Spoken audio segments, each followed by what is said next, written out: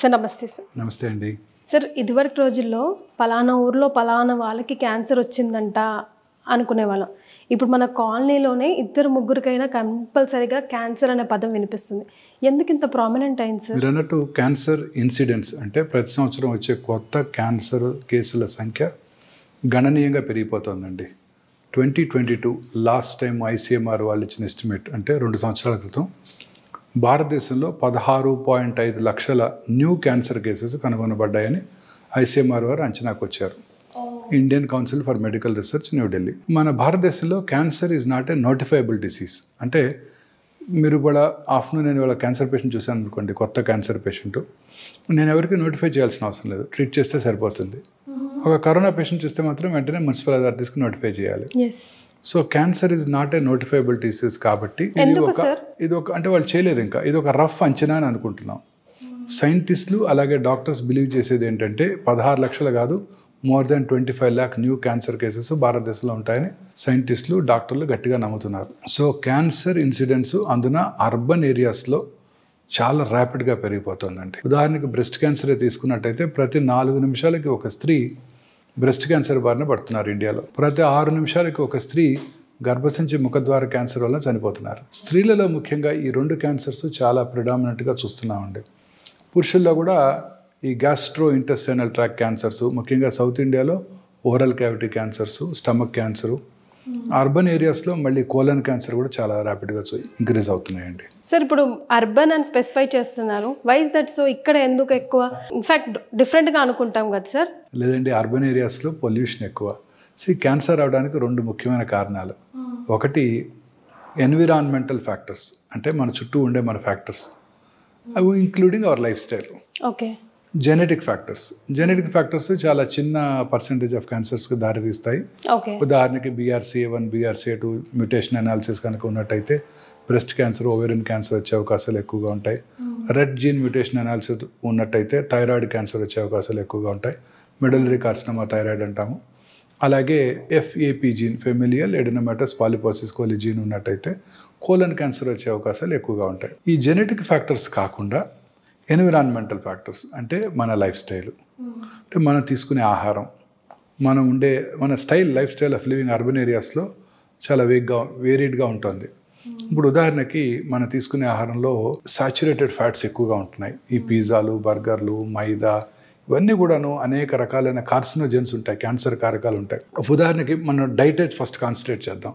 ఈ మైదా రోజు వాడే మైసూర్ బోండా దగ్గర నుంచి ఉప్మా దాకా, అలాగే ప్రతి కేక్లోను ప్రతి స్వీట్లోను వాడేదంతా కూడాను హోటల్స్లో వాడే రుమాలి రోటీలు అన్నీ కూడా మైదాతో తయారు చేసేవి. సార్ మరి వెస్టర్న్ కంట్రీస్ వాళ్ళు కూడా ఎక్కువగా ఆల్ పర్పస్ ఫ్లవర్ మీద డిపెండ్ అవుతారు. మైదా వాడరు వాళ్ళు. సార్ పిజ్జాలు, బర్గర్, శాండ్విచ్ మైదాలు తక్కువగా వాడతారు మేడం.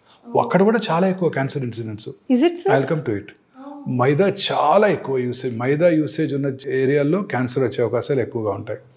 మైదా తయారు చేసే క్రమంలో వాడే కెమికల్స్ వల్ల కూడా క్యాన్సర్ వస్తుంది. మైదా తయారు చేసే క్రమంలో వాడే కెమికల్స్ వల్ల కూడా క్యాన్సర్ వస్తుంది. అలా కాకుండా ఈ సాచురేటెడ్ ఫ్యాట్స్ తీసుకున్న వాళ్ళలో ఒబేసిటీ ఎక్కువ ఉంటుంది. ఒబేసిటీ ఉన్న వాళ్ళలో breast cancer, colon cancer, ovarian cancer, endometrial cancer వచ్చే అవకాశాలు ఎక్కువగా ఉంటాయి. సో ఇది డైట్ పరంగా చూసినట్టయితే ఆహారపు అలవాట్లో, అలాగే ప్రతి ఫుడ్ ఐటమ్ కూడా ఇప్పుడు అంతా కూడా కల్తీ లేనిది లేదు. మీరే చూస్తున్నారు, రోజు ఫుడ్ సేఫ్టీ ఇన్స్పెక్టర్స్ ఎలా ఇన్స్పెక్ట్ చేసినప్పుడు పెద్ద పెద్ద మాల్స్లో ఇంక్లూడింగ్ రామేశ్వరం కేఫ్లో స్పాయిల్డ్ ఐటమ్స్ కనుగొనడం జరిగింది. ఇదే కాకుండా మనం కర్ణాటక గవర్నమెంట్ ఈ మధ్యనే పీచు మిఠాయి, కాటన్ క్యాండీలో రోడమిన్ B అనే కెమికల్ ఉంటుంది. పానీపూరిలో చేసే కెమికల్స్ అవన్నీ కూడా క్యాన్సర్ కారకాలని వాటినన్నింటిని కూడా బ్యాన్ చేయడం జరిగిపోయింది. ఈ మంచూరియా వేసే కలర్స్, ఆర్టిఫిషియల్ కలర్స్ అన్నీ కూడాను, ముఖ్యంగా ఈ చైనీస్ డిషెస్లో వాడే అజినమోటో అన్నిట్లో కూడా ఈ క్యాన్సర్ కారకాలు ఉన్నట్టుగా అనేక రకాలైన ఫుడ్ సేఫ్టీ ఇన్స్పెక్టర్స్ పర్యవేక్షణలో తెలిసింది. అయినప్పటికీ విరివిగా వాడుతున్నాము. తర్వాత రీయూజ్డ్ ఆయిల్స్, అదే ఆయిల్ వాడుతుంటారు. పొద్దున్నే మీరు మిర్చి బండి దగ్గర వారు బాండి పెట్టి ఆయిల్ పోస్తే సాయంకాలం రాత్రి అయిపోయే వరకు అదే ఆయిల్ వాడతారు. మరుసటి రోజు పొద్దున్న మిగిలిపోయిన ఆయిల్ మళ్ళీ పోసి, కావాలంటే కొంచెం ఎక్కువ ఆయిల్ పోసి వాడతారు. అనేక రకాలైన కెమికల్ టాక్సిన్స్ వాటి నుంచి ఉత్పత్తి అవుతున్నాయి. మన ఇంట్లో వాడే మైక్రో ఓవెను, అలాగే టెఫ్లాన్ కోటెడ్ ప్యాన్స్ చాలా పాపులర్. ఒక 20 years బ్యాక్ మీకు గుర్తుందో, మీరు పిల్లలు మీకు తెలియదేమో, నాన్ స్టిక్ ప్యాన్స్. అవును సార్. నాన్ స్టిక్ ప్యాన్స్ నాకు ఒక 20-30 years బ్యాక్ వెరీ పాపులర్.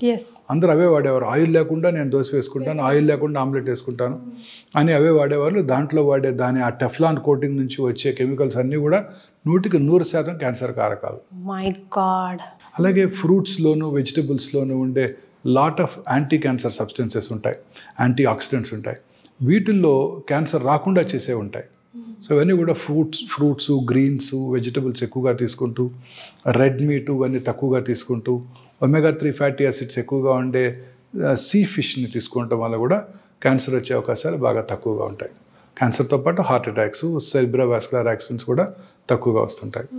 ఈ లైఫ్ స్టైల్లో ఫుడ్ అనేది ఒక ఇంపార్టెంట్ ఐటమ్. సో ఇప్పుడు ఫస్ట్ ఆఫ్ ఆల్ ఫుడ్కే ఫస్ట్ ప్రిఫరెన్స్ ఇస్తున్నారు సార్. ఇంటేక్ వల్లే మ్యాక్సిమం వస్తున్నాయి. అందుకని ఇంట్లో హోమ్ కుక్డ్ ఫుడ్స్, బయట వాడే ఆయిల్స్ అన్నీ కూడా పెద్ద పెద్ద స్టార్ హోటల్స్లో వాడే ఆయిల్స్ కూడా డెఫినెట్లీ అన్నీ కూడా క్వాలిటీలో కాంప్రమైజ్ అవుతున్నారు. ఇది నెంబర్ 1. నెంబర్ 2 మన లైఫ్ స్టైల్. విపరీతంగా ఎప్పుడు కూడా ఎయిర్ కండిషన్డ్ ఆఫీసుల్లో కూర్చోవటం, సన్లైట్కి ఎక్స్పోజ్ అవ్వకపోవటం, సెడెంటరీ లైఫ్ స్టైల్కి అలవాటు పడి ఒబేసిటీ వన్స్ అగైన్. ఆ తర్వాత చాలామంది ఇప్పుడు ఈ బీపీఓ ఆఫీస్లో పనిచేస్తుంటారు. రాత్రిపూట మీరు గచ్చిబౌలి వస్తుంటే అన్ని టాల్ బిల్డింగ్స్ నిండా వెల్ లెట్ బిల్డింగ్స్, లక్షలాది మంది ఎంప్లాయీస్ పనిచేస్తున్నారు.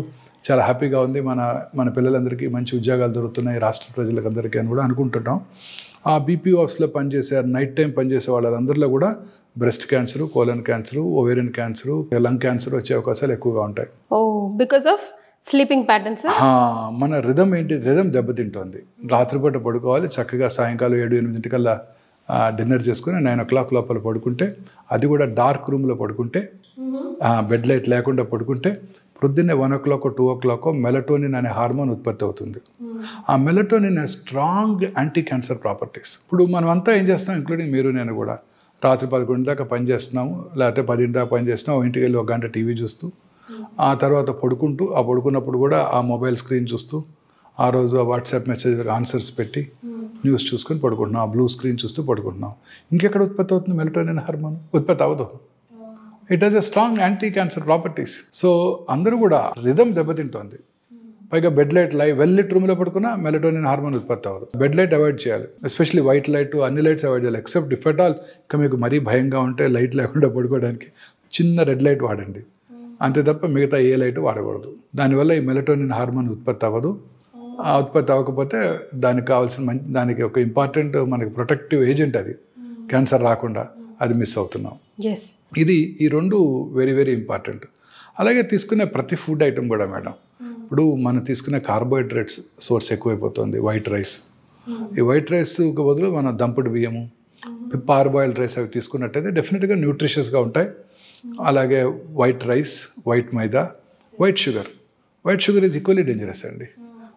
మనం ఎంతవరకు షుగర్, కార్బోహైడ్రేట్స్ తీసుకోవాలి, ప్రిఫరబుల్లీ ఆ carbohydrates 50% of our diet should contain carbohydrates.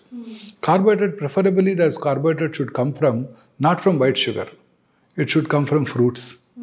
It should come from some raw sugar like brown sugar or jaggery. It should come from that.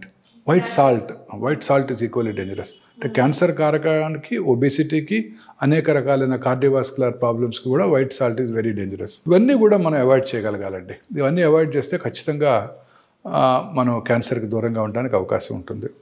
అలాగే pollution అండి. ఇప్పుడు మీరు సిగరెట్ స్మోక్ చేయక్కర్లేదు, మీరు ఈ హాస్పిటల్ బయట ఒక 15 నిమిషాలు నుంచోండి, 50 cigarettes తాగిన పొల్యూషన్ మీకు వచ్చేస్తుంది. Because of pollution. పంజగుట్ట చౌరస్తాలో మీరు 5 నిమిషాలు నుంచుంటే చాలు, మీరు ఖచ్చితంగా 50 cigarettes స్మోక్ చేస్తే ఎంత ఇల్ ఎఫెక్ట్స్ ఉంటాయో అంత ఇల్ ఎఫెక్ట్స్ ఉంటాయి. కానీ మనం ఇప్పుడున్న సర్కమ్స్టాన్స్ ఇవన్నీ అవాయిడ్ చేయలేం కదా సార్, మరి ఎట్లా మనల్ని ఎలా ప్రిపేర్ చేసుకోవాలా? సో అలాగే ఎన్విరాన్మెంటల్ పొల్యూషన్తో పాటు ఆక్యుపేషనల్ హజార్డ్. బార్బర్స్ రోజు డై చేస్తుంటారు, దే గెట్ క్యాన్సర్. లూజ్గా అంటే పెయింట్స్ అమ్మే వాళ్ళలో క్యాన్సర్ వచ్చే అవకాశాలు ఎక్కువగా ఉంటాయి. డెఫినెట్గా క్యాన్సర్ వచ్చే అవకాశాలు ఎక్కువగా ఉంటాయి. ఇవన్నీ కూడా కెమికల్స్ అండి. తర్వాత అనేక రకాలైన industrial pollution, asbestos industry, dust ఎక్కువగా ఉండే అనేక సిమెంట్ ఇండస్ట్రీ, ఆ తర్వాత కోల్ మైన్స్. రామగుండం తీసుకోండి, most polluted city in the world. Open cast mines, coal ban చేస్తున్నారు. సూపర్ థర్మల్ పవర్ ప్లాంట్, అబ్బా 22,000 మెగావాట్ పవర్ ప్లాంట్ అని ఆనందపడతారు మనకి ఇచ్చామని. దానివల్ల వాళ్ళు ఇచ్చింది పవర్ ప్లాంట్ కాదు, దాంతోపాటు 22,000 క్యాన్సర్స్ పర్ యానం అనుకోవాలి. ప్లాస్టిక్ కంటైనర్లో వచ్చే వేడివేడి బ్రేక్ఫాస్ట్ అంతే కదా, బయట నుంచి మీరు ఆర్డర్ చేస్తారు స్విగ్గీలోనో జొమాటోలోనో, దేంట్లో వస్తాయి అవి? ప్లాస్టిక్ కంటైనర్లోనే వస్తాయి. అవన్నీ ఆ ప్లాస్టిక్ కెమికల్స్ అని దాంట్లోకి వచ్చేస్తున్నాయి. ఆ బాటిల్డ్ వాటరు అది ఎండలో ఒక అరగంట పెట్టామంటే ఆ టాక్సిన్స్ అన్నీ ప్లాస్టిక్స్లో ఉన్న ఆ ప్లాస్టిక్ మైన్యూట్ ట్రే ఇవన్నీ కూడా ట్రేసెస్ అన్నీ వాటర్లోకి వచ్చేస్తాయి. ఎయిర్ కండిషన్ కార్లో కూర్చుంటారు వెళ్ళి పొద్దున్నే 11 గంట 10ంటికి ఎండలో ఉండి కారు ఉంది అప్పటిదాకా, అందులో ఉన్నదంతా కూడా ప్లాస్టిక్ ఇంటీరియర్సే కదండి. మీరు కారు ఆన్ చేయగానే ఆ వేడికి అదంతా కూడా మనం ఇన్హేల్ చేస్తాం.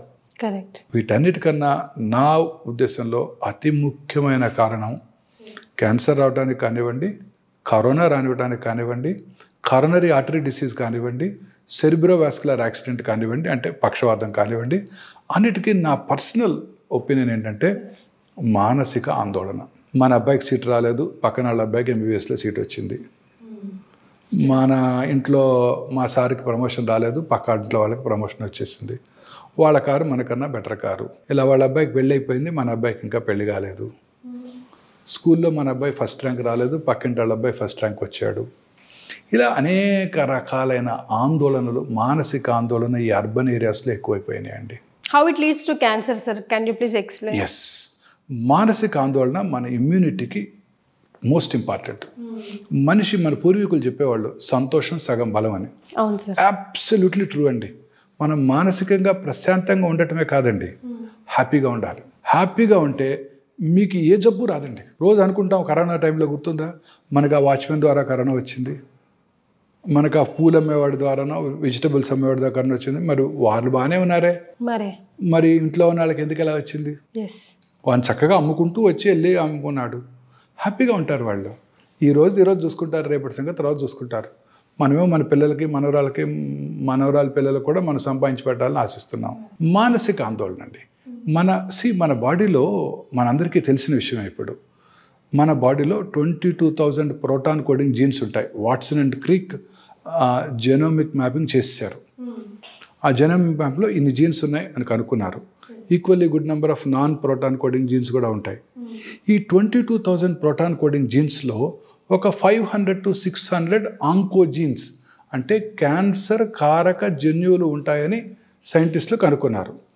Now this is accepted world wide.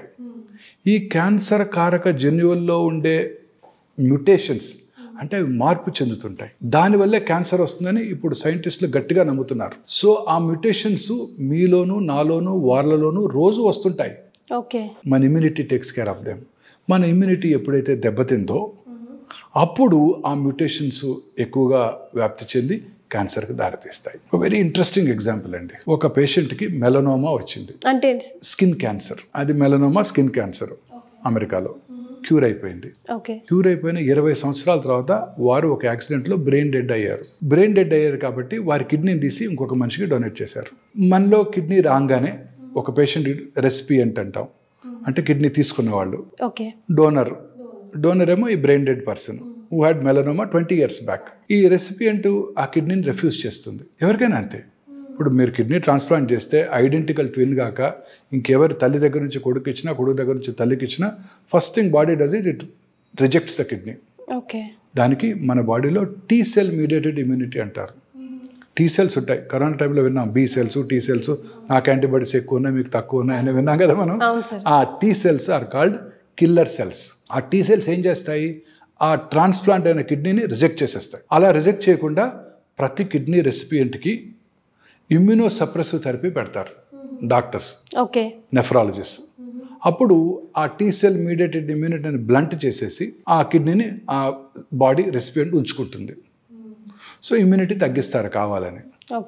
So ఈ పేషెంట్కి ఏమైంది, ఆ కిడ్నీ రెసిపియంట్కి ఏమైంది, ఆ కిడ్నీలో ఉన్న ఆ రెసిపియంట్కి మెలనోమా వచ్చింది. అంటే 20 సంవత్సరాలుగా ఆ మెలనోమా స్కిన్ క్యాన్సర్ సెల్స్ కిడ్నీలో ఉండి ఈ రెసిపియంట్కి ఇమ్యూనోసప్రెసివ్ థెరపీ ఇవ్వగానే అవి యాక్టివేట్ అయిపోయాయి. సో చూడండి, immunity plays a very major role. It's very very important. Immunity plays a very major role. Sir ఏ క్యాన్సర్కైనా బాడీ జనరల్ సిమ్టమ్స్ అయినా త్రో చేయదా సార్? ఎందుకంటే చాలా మందిలో విన్నాం సార్, ఇటు ఫ్రెండ్ సర్కిల్లో కానివ్వండి, ఇటు ఫ్యామిలీస్లో కానివ్వండి, 3rd స్టేజ్కే అలర్ట్ అవుతున్నారు. అంతవరకు తెలియకుండా ఎలా ఉంటుంది సార్ బాడీ? లేదండి, cancer is a silent killer. మీరు పెద్ద పెద్ద సెలబ్రిటీస్ చూశారు కదా, అందరూ 4th స్టేజ్లోనే డయాగ్నోస్ చేయబడ్డారు. Steve Jobs. సో ఈ బ్రెయిన్ క్యాన్సర్ లక్షణాలు తీసుకున్నట్టయితే అర్లీ మార్నింగ్ హెడేక్, పొద్దున్నే లేవగానే హెడేక్, లేకపోతే నిద్రలో హెడేక్తో నిద్ర లేవటం 4 గంటలకు 5 గంటలకు, వర్సనింగ్ హెడేక్ ఎస్పెషలీ 50స్లో, very characteristic symptom of brain tumour. అలాగే ఫిట్స్ రావటం, కన్వల్షన్స్, తర్వాత హెడేక్ అంటే ఫిట్స్తో పాటు సడన్గా కాన్షియస్నెస్ కోల్పోవటం, ఇవన్నీ కూడా warning signals of brain tumour. బ్రెయిన్లో ఎక్కడైతే లొకేషన్ బట్టి సిమ్టమ్స్ ఉంటాయి, ఉదాహరణకి చిన్న మెదడు అంటాం, సెరిబెల్లం, అక్కడ కనుక క్యాన్సర్ వచ్చినట్టయితే ఆల్కహాల్ తాగిన వాళ్ళు ఎలా నడుస్తారో అలా నడుస్తుంటారు. తర్వాత ఫ్రాంటల్ లోబ్లో వచ్చింది అనుకోండి, అందరి ముందు డ్రెస్ చేంజ్ చేసుకోవటం వెరీ ఇంపార్టెంట్. సో కొన్నిసార్లు అందరి ముందు యూరిన్ పాస్ చేయటం, అందరి ముందు డ్రెస్ చేంజ్ చేసుకోవటం, లొకేషన్ బట్టి ఫ్రాంటల్ లోబ్లో. కొంతమందికి బ్రోక స్పీచ్ ఏరియాలో ట్యూమర్ వచ్చింది అనుకోండి, అంతా బాగానే ఉంటుంది, మాట్లాడలేరు వాళ్ళు, ఈ కాంట్ ఎక్స్ప్రెస్ ఎనీథింగ్, అలా చూస్తుంటారు అంతే.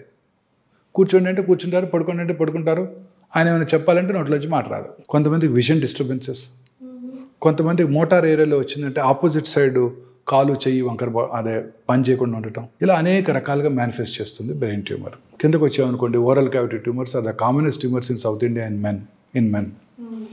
ఈ especially gutka paan chewing habits ఉన్న వాళ్ళు ఈ క్యాన్సర్స్ ఎక్కువగా చూస్తుంటాం.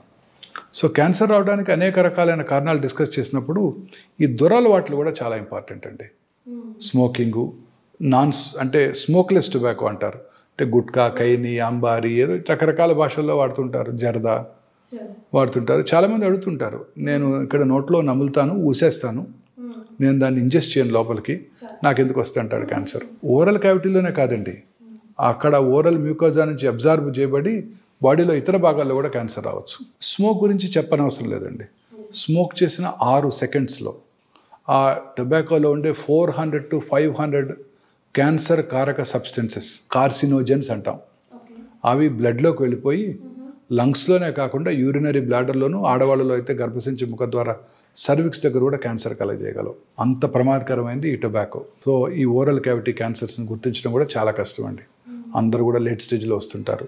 మోస్ట్ ఇంపార్టెంట్ సిమ్టమ్స్ ఏంటంటే ఎరుపు తెలుపు మిళితమైన ప్యాచెస్ ఉండటం, అలాగే టంగ్ పైన కానివ్వండి, బకల్ మ్యూకోజా దవడ లోపలి కానివ్వండి, లిప్స్ దగ్గర కానివ్వండి, అంగటి మీద కానివ్వండి, ఎక్కడైనా సరే అవేమి నొప్పి కలిగించవు, ఎవరు డాక్టర్ దగ్గరికి రారు. తర్వాత మాట స్పష్టత కోల్పోవటం, నాలుక లోపల ట్యూమర్ వచ్చినప్పుడు నాలుక కదలికలు దెబ్బతింటాయి, అప్పుడు మాట స్పష్టంగా ఉండదు, ఇది ఒక important warning signal. Feeling of foreign body sensation in the throat, మామూలుగా మనం ఏదైనా మింగుతున్నాం అనుకోండి, పూర్తిగా మింగలేకపోతే ఒక వేగ్ ఫీలింగ్ ఉంటుంది, ఇక్కడే ఉన్నట్టు థ్రోట్ వెనకాల. మింగినా కానీ అది అలానే ఉందనుకోండి, వాటర్ తాగినా కానీ, that could be a cancer. అంటే బాడీ ఆ ట్యూమర్ని ఫారిన్ బాడీ లాగా పర్సీవ్ చేస్తుంది, వెరీ ఇంపార్టెంట్ వార్నింగ్ సిగ్నల్. అలాగే చిగుళ్ళ నుంచి బ్లడ్ రావటం, అల్సర్ నుంచి బ్లడ్ రావటం ఓరల్ క్యావిటీలో, ఇవన్నీ కూడా important warning signal off cancer అండి, ఓరల్ క్యాన్సర్. కింద స్వరపేటిక దగ్గరికి వచ్చిందంటే గొంతు బొంగురు పోవటం, మాటలో క్వాలిటీ, స్వరంలో క్వాలిటీ దెబ్బతింటాం, ఇవన్నీ కూడా స్వరపేటిక క్యాన్సర్ లక్షణాలు. దగ్గు రావటం, లంగ్ క్యాన్సర్ అయితే మానని దగ్గు, తగ్గినప్పుడు వచ్చే కళ్ళలో బ్లడ్ పట్టడం, వెయిట్ లాస్ ఆఫ్ ఆకలి తగ్గిపోవటం, లో గ్రేడ్ చెస్ట్ పెయిన్ ఉండటం, ఇవన్నీ కూడా లంగ్ క్యాన్సర్ లక్షణాలు. ఇంకా అన్నవాహిక క్యాన్సర్ అయినట్టయితే మింగడానికి ఇబ్బంది పడటం, ఫస్ట్ సాలిడ్స్కి ఇబ్బంది పడటం, సాలిడ్స్ తీసుకున్న మింగలేకపోతే కొంచెం వాటర్ తాగితే లోపలికి వెళ్ళిపోతాయి, ఆ తర్వాత స్లోగా వెళ్ళని కూడా వెళ్ళవు, మెత్తగా చేసుకొని తినాల్సి వస్తుంది, తర్వాత లిక్విడ్స్ మాత్రమే వెళ్తుంటాయి, తర్వాత దానికి కూడా బ్లాక్ అయిపోవచ్చు, అప్పుడు కానీ రారు డాక్టర్ దగ్గరికి. మెయిన్ కారణం పేదరికం, డబ్బులు లేవు. తర్వాత స్టమక్ క్యాన్సర్, ఇది commonest cancer in South India, ముఖ్యంగా ఈ 2 రాష్ట్రాల్లో, ఆంధ్రప్రదేశ్, తమిళనాడు చాలా కామన్. వీరు తీసుకునే ఆహారం కామనెస్ట్ ఈజ్ రైస్. మరి రైస్ క్యాన్సర్ కలిగిస్తుందని మీరు బ్లంట్గా అడిగితే ఆన్సర్ లేదు, బట్ కలిగిస్తుందనే చెప్పాలి. మీరు చెప్పే వైట్స్లో రైస్ కూడా రైస్ కారణం ఏంటంటే ఈ గ్యాస్ట్రిక్ క్యాన్సరు 2 దేశాల్లో ఎక్కువ కనబడుతుంది, ఒకటి సౌత్ ఇండియాలో, రెండోది జపాన్లో. ఇద్దరికి కామన్ థింగ్ ఏంటండి? రైస్. సరే ఎన్నో జయిస్తున్నాము, ఎప్పటికైనా ఈ క్యాన్సర్ని జయించగలమా లేదా? తప్పక చేస్తామండి. ఈ నియర్ ఫ్యూచర్లోనే ఉంది. మన సైంటిస్టులు ఇప్పుడు they are on the job. So ఈ క్యాన్సర్ లక్షణాలు ఇవన్నీ కూడాను మనం ఒక అవగాహన కనుక పెంచుకుంటే, ఈ లక్షణాలు ఉన్నప్పుడు డాక్టర్ దగ్గరికి వెళ్ళి పరీక్ష చేయించుకొని అది క్యాన్సర్ కాదు అని నిర్ధారణ చేసుకోవడం చాలా ఇంపార్టెంట్. మీరు అడిగిన నెక్స్ట్ క్వశ్చన్, ఎప్పటికైనా దీన్ని జయించగలమా? ఎస్, ఖచ్చితంగా జయిస్తారు సైంటిస్టులు. It not very far off. ఇప్పుడు క్యాన్సర్ని ఇప్పుడు కొన్ని రకాల టెస్టులు వచ్చేస్తున్నాయి. ఇంకా FDA అప్రూవల్ రాలేదు. గ్యాలరీ టెస్ట్ అంటారు. నిన్ననే మీరు ఒక పోడ్కాస్ట్ వినే ఉంటారు. బిల్ గేట్స్ జెరోదా అనే ఒక ఫేమస్ యాప్ ఉంది, stocks broking app, very famous. దాని CEO యంగ్ మ్యాన్, ఆయనతో పాడ్కాస్ట్ చేశారు. ఓకే. ఆ పాడ్కాస్ట్లో ఆయన మీ హెల్త్ని ఎలా కాపాడుకుంటారంటే, నేను ఒక టెస్ట్ చేయించుకుంటాను, గ్యాలరీ అనే టెస్ట్ అన్నారు ఆయన. ఆ గ్యాలరీ టెస్ట్ ద్వారా బ్లడ్లోనే బ్లడ్ టెస్ట్ చేసి 50 నుంచి 60 రకాల క్యాన్సర్లు వస్తాయో లేవో చెప్పేయచ్చు అంట. అది ఈ మధ్య వచ్చింది. ఇంగ్లాండ్లోనే ఫస్ట్ క్లినికల్ ట్రయల్స్ జరుగుతున్నాయి. ఇంకా FDA అప్రూవల్ కూడా రాలేదు. Okay sir. ఇప్పుడు గార్డెన్ 360 అని ఒక టెస్ట్ వచ్చేసింది. అందులో ఎస్పెషల్లీ ఇప్పుడు కోలన్ క్యాన్సర్ వస్తుందా లేదా తెలుసుకునే టెస్ట్ ఇప్పుడు అందుబాటులో ఉంది మనకు కూడా. ఓకే. ఈ రిస్క్ ఉన్న వాళ్ళందరికీ కూడా ఈ గార్డెన్ టెస్ట్, అది బ్లడ్లోనే. సో ఈ బ్లడ్లోనే ఇందాక నేను చెప్పాను కదండి, మన బ్లడ్లోనే క్యాన్సర్ సెల్స్ని డయాగ్నోస్ చేసే ఫెసిలిటీస్ వచ్చేసాయి ఇప్పుడు. దీన్నే లిక్విడ్ బయాప్సీ అంటారు. అంటే 10 ml బ్లడ్ తీసుకొని ఆ 10 ml బ్లడ్లో సర్క్యులేటింగ్ ట్యూమర్ సెల్స్ ఉన్నాయా లేవా, అంటే క్యాన్సర్ కణాలు బ్లడ్లో ఉంటాయి, ఉన్నాయో లేవో చూసుకొని ఆ సర్క్యులేటింగ్ ట్యూమర్ సెల్స్ని ఐడెంటిఫై చేసే టెక్నాలజీ ఇప్పుడు అందుబాటులోకి వచ్చేసింది మనకి ఇక్కడ హైదరాబాద్లో. Super sir. అలాగనే ఆ బ్లడ్లోనే సర్క్యులేటింగ్ ట్యూమర్ ఫ్రీ DNA ఉందో లేదో తెలుసుకొని ఆ DNAది నెక్స్ట్ జనరేషన్ సీక్వెన్సింగ్ టెస్ట్ చేసి, ఇంతకుముందు చెప్పానే ఒక 500 to 600 ఆంకోజీన్స్ ఉన్నాయని, ఆంకోజీన్ మ్యూటేషన్స్ ఏమైనా ఉన్నాయో తెలుసుకునే ఫెసిలిటీ బ్లడ్లోంచే వచ్చేసింది. ఇప్పుడు ఇవన్నీ అందుబాటులోకి వచ్చాయి. ఇప్పుడు రీసెర్చ్ అంతా దీని మీదనే ఫోకస్ చేస్తున్నారు. ఏ రకమైన జన్యుపరమైన మ్యూటేషన్ ద్వారా ఈ క్యాన్సర్ వచ్చింది. ఉదాహరణకి ఒక పేషెంట్కి బ్రెస్ట్ క్యాన్సర్, దానికి జన్యుపరమైన అనాలిసిస్ చేసుకొని genetic mutations comprehensive genomic profiling చేసి ఏ రకమైన జెనెటిక్ మ్యూటేషన్ వల్ల క్యాన్సర్ వచ్చిందో తెలుసుకొని ఆ మ్యూటేషన్ని టార్గెట్ చేసే మందులు ఏమైనా ఉంటే అది ఇవ్వడం ద్వారా ఆ క్యాన్సర్ని కంట్రోల్ చేయవచ్చు. ఏ క్యాన్సర్ అయినా కానీ, అదే పెరోటిడ్ ట్యూమర్ అయినా కానీ. సో ఏ జన్యుపరమైన మ్యూటేషను, ఉదాహరణకి ఈ పేషెంట్లో బ్రెస్ట్ క్యాన్సర్ అవడానికి ఒక జన్యుపరమైన మ్యూటేషన్ కారణం అయితే, ఇంకొక పేషెంట్లో పెరోటిడ్ క్యాన్సర్ అవడానికి అదే జన్యుపరమైన మ్యూటేషన్ కారణం కావచ్చు. అప్పుడు ఇద్దరికి ఒకే మందు వాడటం జరుగుతూ ఉంటుంది. అదేంటి బ్రెస్ట్ క్యాన్సర్ ముందు మీరు పెరోటిడ్ క్యాన్సర్కి ఇస్తున్నారని మీరు అడగవచ్చు. Mutation is the main cause. So ఫ్యూచర్లో నేను బ్రెస్ట్ ఆంకాలజిస్ట్ని, నేను గైనక్ ఆంకాలజిస్ట్ని, నేను లంగ్ ఆంకాలజిస్ట్ అని ఉండరు. జన్యుపరమైన మ్యూటేషన్ ఆంకాలజిస్ట్, నేను CRB2 యాంటిజెన్ ఆంకాలజిస్ట్ని, EGFR ఆంకాలజిస్ట్ని, ROS1 ఆంకాలజిస్ట్ని అని పెట్టుకోవాల్సి ఉంటుంది. సో ఫ్యూచర్లో ఈ కాంప్రహెన్సివ్ జెనోమిక్ ప్రొఫైలింగ్ చేసి ఆ జన్యుపరమైన మ్యూటేషన్ ఐడెంటిఫై చేసి ఆ మ్యూటేషన్ని టార్గెట్ చేసే మందుల ద్వారా మనం క్యాన్సర్ని జయించగలుగుతాం. సార్, ఇప్పుడు ఒక ఫ్యామిలీలో ఎవరికైనా పెద్దవాళ్ళకి బ్రెస్ట్ క్యాన్సరే ఉందనుకోండి, ఆ ఫ్యామిలీ పర్సన్స్కి వచ్చే అవకాశాలు ఎంతవరకు ఉంటాయి? మరి వాళ్ళకి పాపం ఇప్పుడు మనం లైఫ్ స్టైల్ చేంజెస్ అంటున్నాము, ఫుడ్ చేంజెస్ అంటున్నాం కదా సార్. పాపం వాడి లైఫ్ స్టైల్ బాగానే ఉంటుంటుంది కాబట్టి జీన్లో ఉంది కాబట్టి వీడికి వచ్చి ఉంటుంది.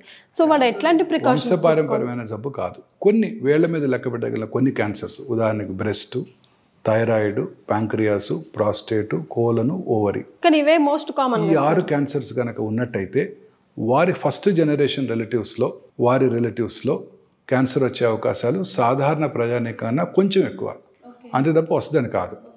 ఇందాక నేను చెప్పిన జెనెటిక్ కాజెస్ వేరు, BRCA1, BRCA2, యాంజెలినా జోలీ ఎగ్జాంపుల్ చెప్పాను, అవి వేరు. అవి కాకుండా రొటీన్గా ఇవి కొంచెం ఎక్కువ తప్ప వాళ్ళకి వస్తుందని కాదు. క్యాన్సర్ వంశపారంపర్యమైన జబ్బు కాదు, అంటువ్యాధి కాదు. సో భర్త నుంచి భార్యకి వాళ్ళకి అలా వచ్చే అవకాశాలు లేవు. సో దాని గురించి ఆందోళన పడాల్సిన అవసరం లేదు. సో వ్యాక్సిన్ సంగతి ఏంటి సార్? అన్ని క్యాన్సర్స్కి వ్యాక్సిన్ మనకి ఇప్పటికి అందుబాటులో లేవు. గర్భసంచి క్యాన్సర్, హ్యూమన్ పాపిలోమేటస్ వైరస్ ఇన్ఫెక్షన్ వల్ల క్యాన్సర్ వస్తుందని మనం తెలుసుకున్నాము. కాజ్ అండ్ ఎఫెక్ట్ అంటే ఈ వైరల్ ఇన్ఫెక్షన్ వల్ల ఈ క్యాన్సర్ వస్తుందని తెలుసుకున్నాము. ఆ వైరస్కి వ్యాక్సిన్ అందుబాటులోకి వచ్చేసింది. ఇప్పుడు ఇంకా క్యాన్సర్ని మనం, సర్వైకల్ క్యాన్సర్ని మనం ఎట్లాగైతే స్మాల్ పాక్స్ని రూపుమాపామో, పోలియో రాకుండా చేసుకున్నామో, అలా కూడా గర్భసంచి ముఖద్వార క్యాన్సర్ రాకుండా చేసుకోవడానికి వ్యాక్సిన్ వచ్చేసింది. సో మొన్న ఫిబ్రవరిలో పెట్టిన ఓట్ ఆన్ అకౌంట్ బడ్జెట్లో మన ఫైనాన్స్ మినిస్టర్ గారు ఈ వ్యాక్సిన్ మన ప్రజలందరికీ ఫ్రీగా అందజేయడం జరుగుతుందని కూడా ప్రామిస్ చేశారు. రేపు ఎల్లుండో బడ్జెట్ వచ్చినప్పుడు ప్రాబబ్లీ దాని కేటాయింపులు కూడా ఉంటాయని అనుకుంటున్నాను. That is one. Second thing, ఈ హెపటైటిస్ B వైరస్. ఈ హెపటైటిస్ బి వైరల్ ఇన్ఫెక్షన్ ఉన్న వాళ్ళలో ఈ లివర్ డ్యామేజ్ అయ్యి వాళ్ళలో లివర్ క్యాన్సర్ వచ్చే అవకాశాలు 90% ఛాన్స్ ఉంటుంది. సో దానికి ఇప్పుడు వ్యాక్సిన్ అందుబాటులోకి వచ్చేసింది. మన పిల్లలందరూ కూడా యూనివర్సల్ ఇమ్యునైజేషన్ ప్రోగ్రాంలో వ్యాక్సిన్స్ ఇచ్చేస్తున్నారు. ఇంకా మిగతా క్యాన్సర్స్కి వేటికి వ్యాక్సిన్ కనుగొనబడలేదు. సో కనబడుతుందా సార్, వస్తుందా ఫ్యూచర్ టు కమ్? నా ఉద్దేశానికి వ్యాక్సిన్ కూడా అవసరం లేదు. ఆ జన్యుపరమైన మ్యూటేషన్ కనుక్కుంటారు, ఆ మ్యూటేషన్కి టార్గెట్ చేసే మెడిసిన్స్ వచ్చేస్తాయి, దాంతోనే క్యూర్ అయిపోతున్నారు క్యాన్సర్ అని నేను అనుకుంటున్నాను ఇంకొక 1 to 2 decades లో.